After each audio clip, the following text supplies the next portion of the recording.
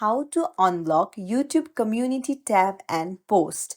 Hey everyone, welcome back to the channel. If you are new here, don't forget to hit the subscribe button and turn on the notification bell to not miss any updates. So let's dive right in. First things first, open up the YouTube app and then you'll need to go to the plus icon on the bottom and it will open up your gallery. Now you'll have to tap on the cross icon on the top right, and then you can see various options on the bottom. Swipe to the left and go to post.